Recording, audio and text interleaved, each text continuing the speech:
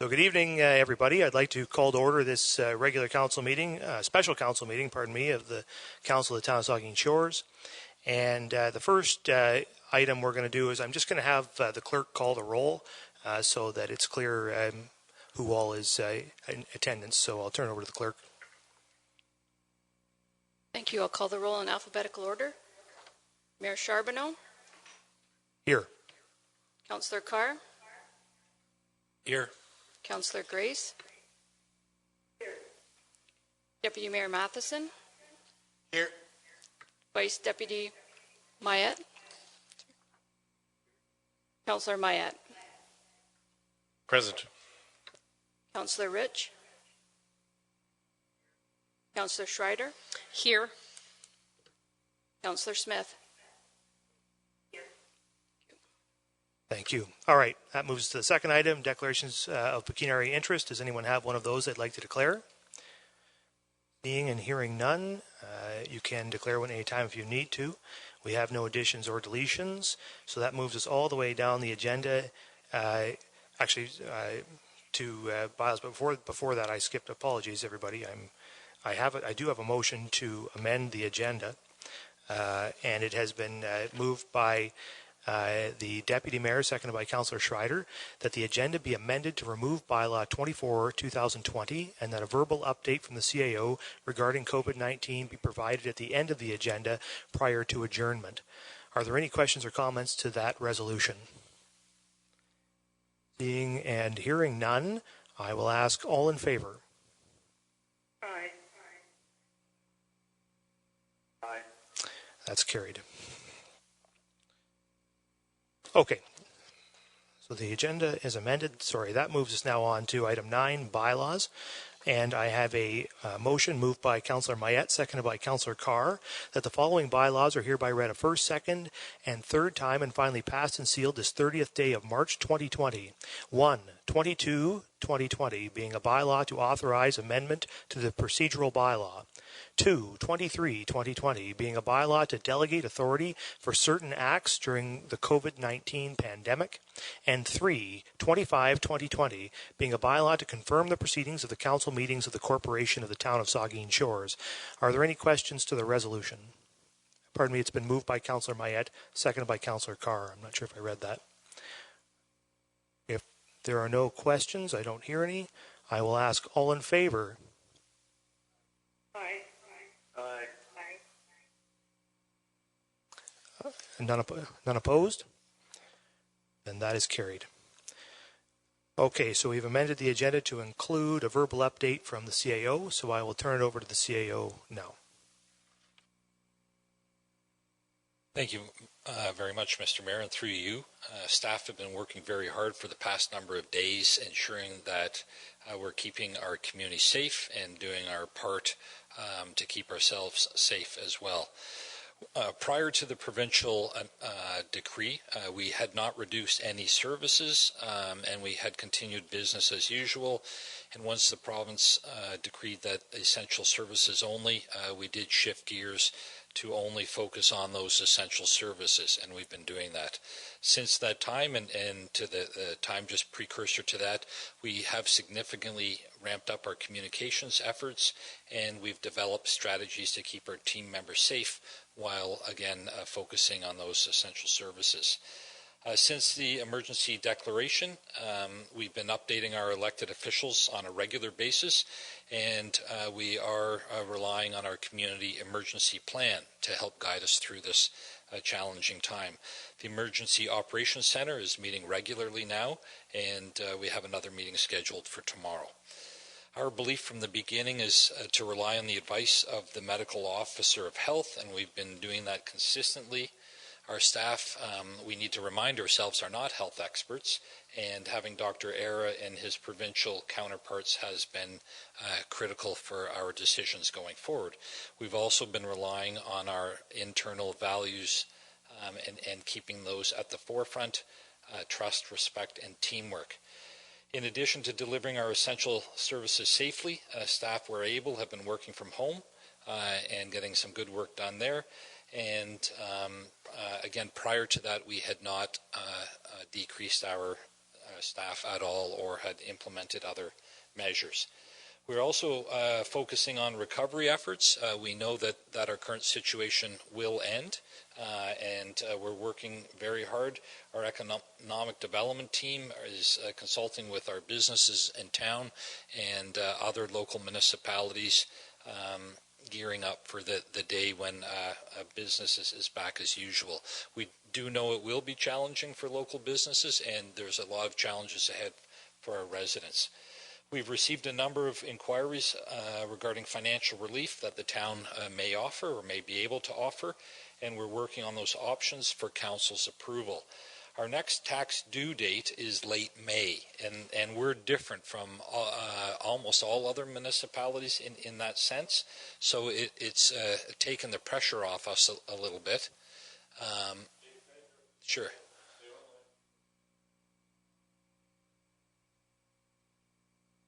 Okay. Yeah, move your phone just a little bit closer to the microphone, Linda. Should I be starting again? I don't know. I don't know. Can I hear the folks on the phone? Are you folks on the phone? Are you guys hearing? Can you tell us if you're hearing David? I'm on mute on my phone. Sorry. Okay, so that's fine. Why don't we? That's not okay. Let's start again. I'll start it because I had written it out.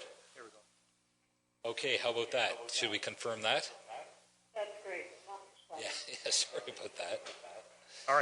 All right. Take two. So staff have been working very hard for the past number of days, ensuring that we are doing our part to help keep our community safe, and that includes keeping our staff people safe as well. We did not reduce any services until the provincial order to stop all business that was not essential, and since then we've been focusing on those services. We've ramped up communications and developed strategies to keep our team members safe while delivering those essential services. We've also created some really creative solutions to help people out when there's been challenges for them to access those services. Since the emergency declaration, we have updated our elected officials regularly, and we are relying on our community emergency plan to guide us.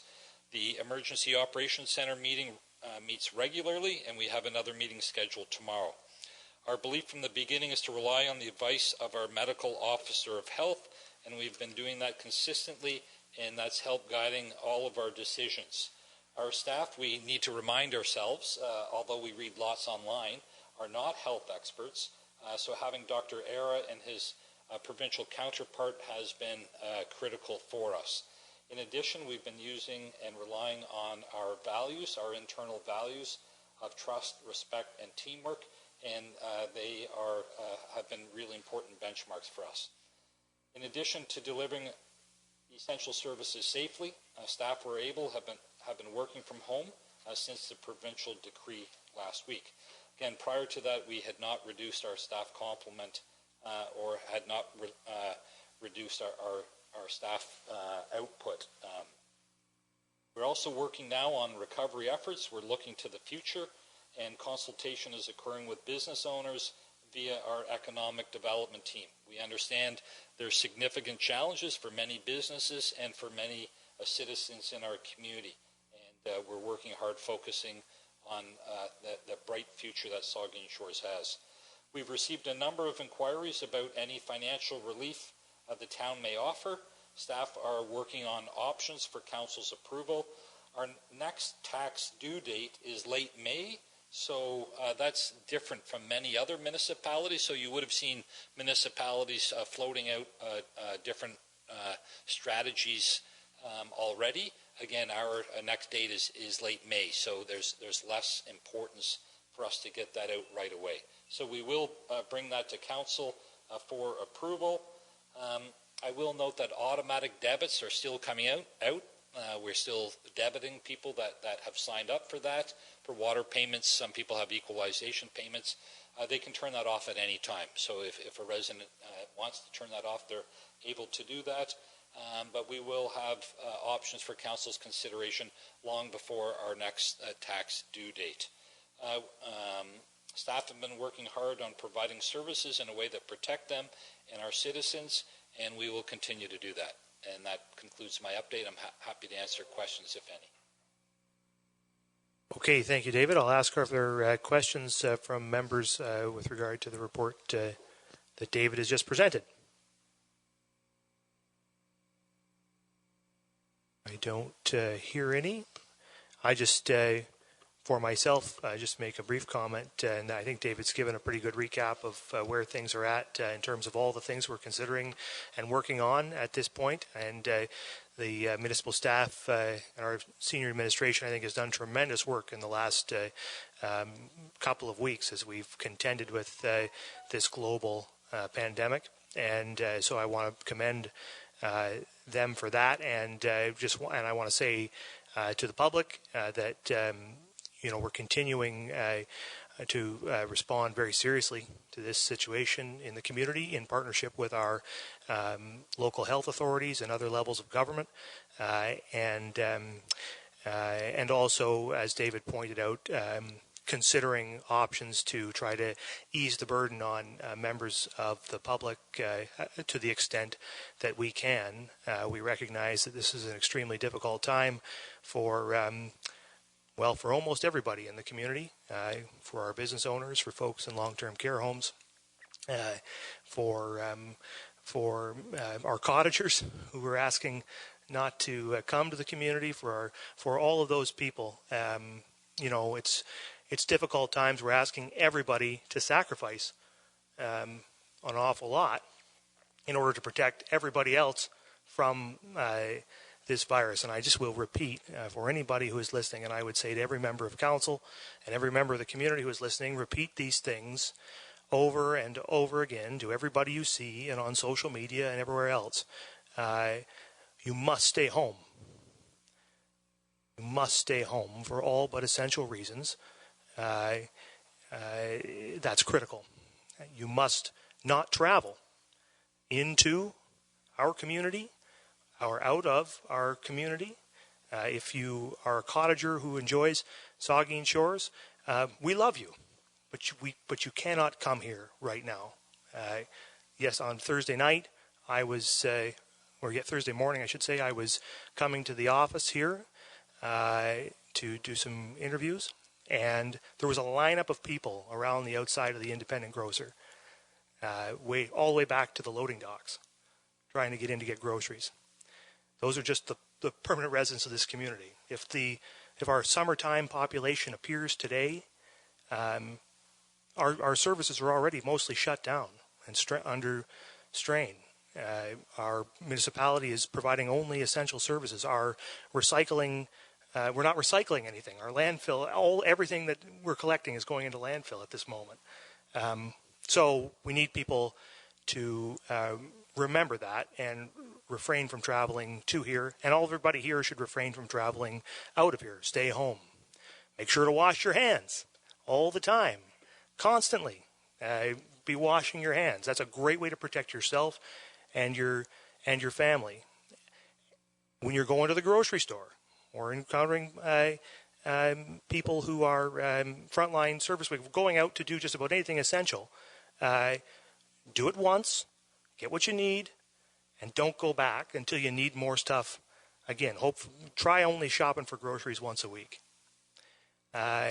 And most importantly, and this is something I really want to drive home to anybody who's listening, be kind to the frontline people who you encounter in our community. I have to be really blunt with the community on this, I have received a number of calls from frontline service providers across the community who are under a tremendous amount of strain, who are cashiers breaking down at tills. It's a difficult time for them. They're under pressure, and we can't make that worse for them. Why can't we make it worse for them? Because we need them to go to work. We have to have grocery store clerks selling groceries. If we make it impossible for them or make it so intolerable for them to go do that they won't do it, we will not eat. So we have to do those things as a community, It's serious. It's an emergency. We heard from the Chief Medical Officer of Health for Canada just yesterday, I think, that we're coming into situation critical here, right? The next couple of weeks are going to be real serious. We got to tamp this thing down now, or, we're looking at the terrible circumstances that are happening in Europe right now.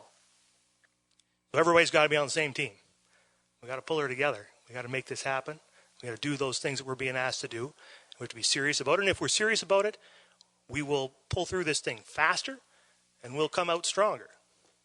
So, so those are the things I wanted to say to the folks who are listening here today, and to all of you, and to my friends on council. I know all of you have been very strong on this, all of you, and keep that up and keep pushing those messages out. You are all tremendous leaders in this community, and I know that you will keep doing exactly what you've been doing, making sure everybody you speak to and the large networks that you have continue to hear those messages. Frankly, between the 9 members of council, there is not a single person in this community who we do not touch. So let's reach out to all of them, and let's get the message out there. So that's it from me. Yeah, the Vice Deputy Mayor. Thanks for interrupting me, Mike, because I could have gone on all night. Mike. Oh, no.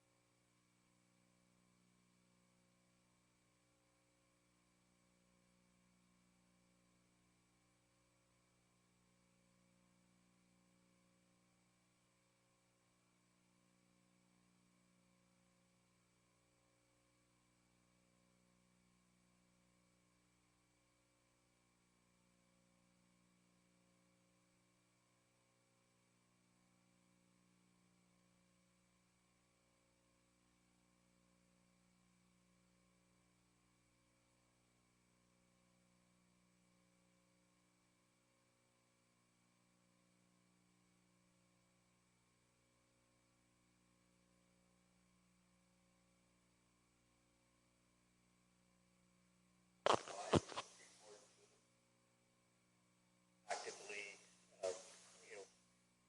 driving through the community to see if it's being, if people are following the rules, so to speak. Will our police services department be playing an active role? Yeah, thanks for that question, Mike, the Vice Deputy Mayor.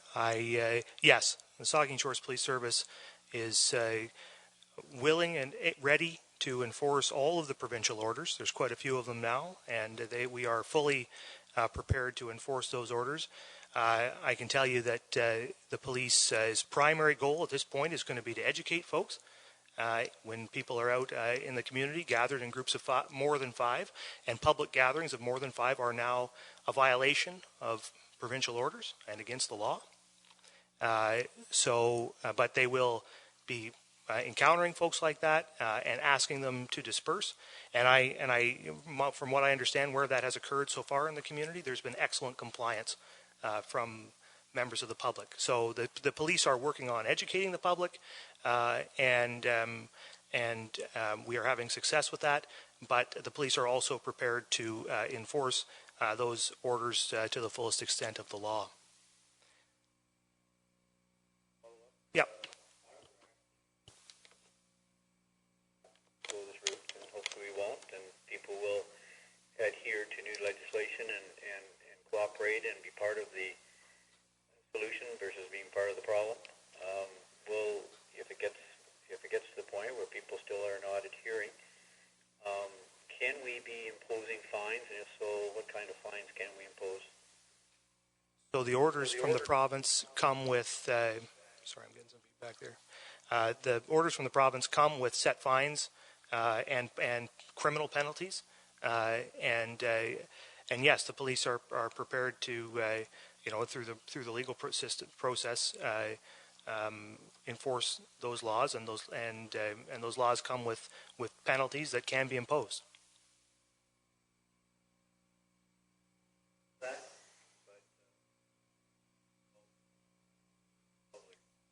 Part of the solution. Yep, that's right. That's right. Are there any other questions? The CAO. Don't forget your mic. Thank you very much. I did, before you concluded the meeting, I did also want to acknowledge the clerk. I should have in my opening statements. This is our first electronic meeting. It's historic for us. It's charting new territory. Linda White has been instrumental in making this work. He's got to remind me to hit the non-mute button again next time. But it's completely new for us, and I just wanted to acknowledge that. Yeah, thanks for doing that, David. That's right. This is it shouldn't be passed over. This is a unique, first time we've ever operated like this, and the public should be aware that tonight council's gathered and there's a quorum of council in the room tonight so that we could pass the procedural bylaw amendment that allows for electronic meetings.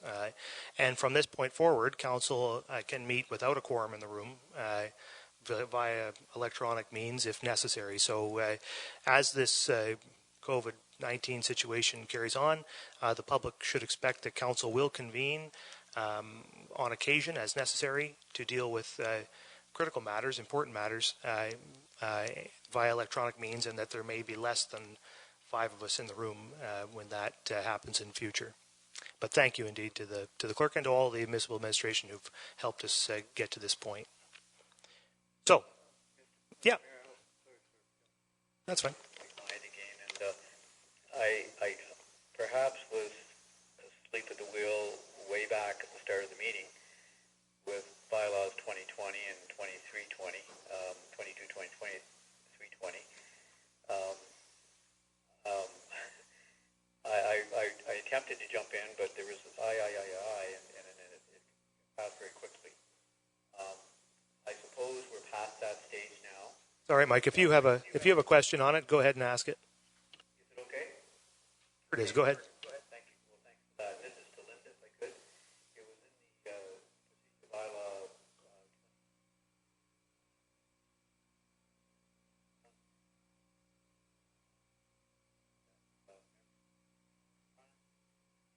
Well, the rights and powers of the member attending persons, including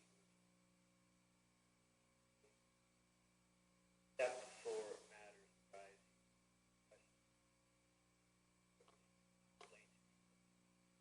Except for matters arising. That should be part of that. I don't understand that.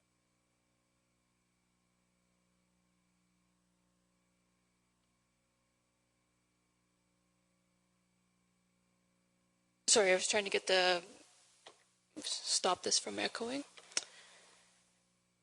So, yes, in open session,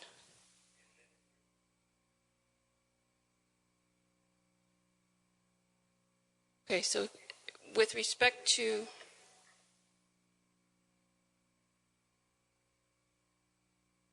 so you can move and second a motion, whether you're in the room or electronically.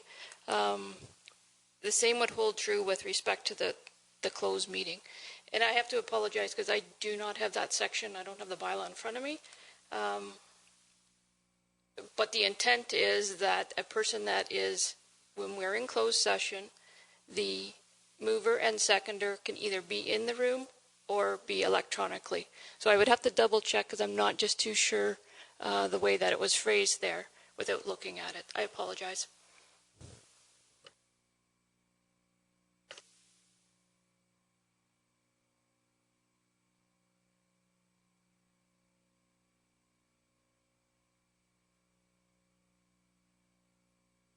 Yep, I'm sure that we can do that.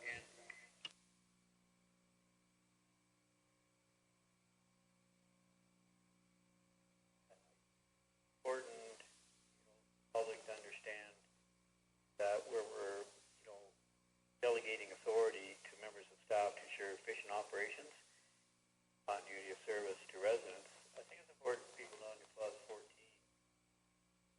is action taken under the delegation bylaw to be exercised only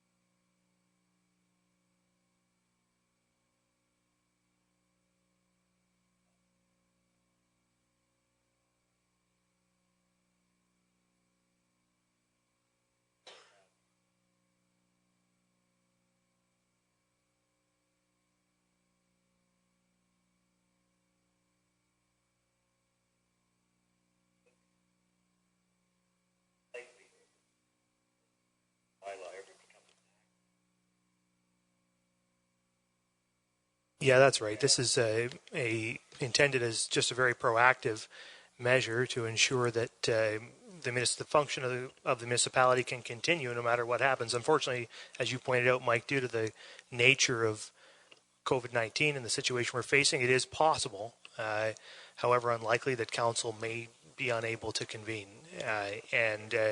and so we need to have a plan in place to make sure that nothing interrupts core services for the municipality, and this does that. So, but you're right, and its intent is, to give the administration the opportunity to do the urgent business of the municipality, should council be unable to do it. I just want, listening, business as usual.